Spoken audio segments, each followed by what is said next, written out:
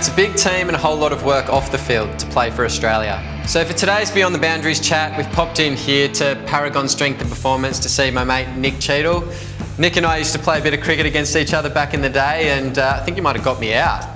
I don't like to say that too loudly, but it's certainly one of the memories that I hold dearest, considering I haven't played against too many Australian cricketers before. So yeah, pretty cool to have you here, mate. Thank you for coming. Thanks for having us. And now you've gone into the fitness space, been working as a personal trainer for a long time. Yeah, that's exactly right. So I've been a personal trainer and coach now for around 13 years. We deal predominantly with strength and powerlifting based athletes. So I would say that there are a few key concepts that we can think about when designing and following a training program in order to help us build the most amount of strength and muscle, which will ultimately help with translating to hitting bigger cricket balls on the field. Which is what we're after. Exactly. So the first of these is intensity. Now, most people tend to think of intensity as the percentage of their 1 rep max of, say, a big lift like a squat, a bench, or a deadlift, but practically speaking, it's not all that great when it comes to those smaller exercises. So rather than thinking of things as how closely you're working towards your 1 rep max, it's more a case of, am I working hard enough? And one of the best ways to gauge whether or not that is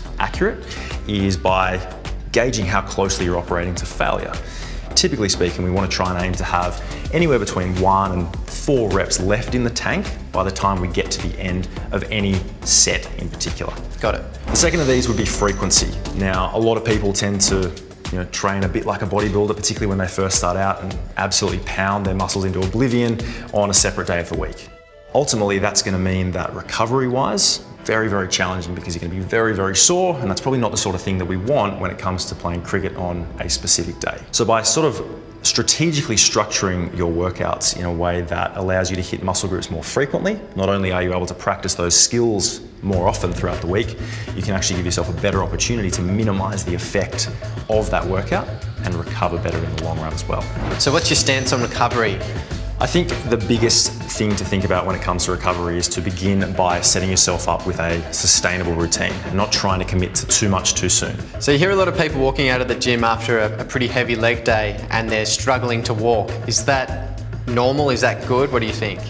I think it really depends on what you're trying to achieve. Obviously there are going to be a couple of people out there that love that sort of feeling, but I think for the most part, by training frequently and incorporating more structure into your routine, it probably makes sense for that to not be the case. Particularly if we're looking at sports performance and playing a game on the weekend, the idea of being unbelievably sore in order to train and to play probably doesn't make a lot of sense.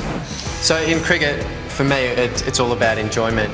Is it the same with training and lifting weights? Absolutely. I think enjoyment is a really important concept that a lot of people tend to overlook when it comes to structuring a training program. There needs to be an element of enjoyment to ensure that you're looking forward to the training session that you're about to do, and you aren't finding that those sessions become stale over time. So if people out there listening want to incorporate some strength into their routine, what would you recommend for them? Ultimately, if you do have the capacity to speak with a professional, either a coach or some sort of exercise professional, then that would probably be the first ticket. Creating a plan for yourself, something that you can stick to and something that you can essentially check off the list in terms of when you walk into the gym is probably ideal as well. A lot of people tend to walk into the gym and just think, I'll train legs today, and they do a bunch of random exercises, and of course you always want to be safe. Yeah, well, if you're doing the wrong techniques, it can be quite dangerous, can't it?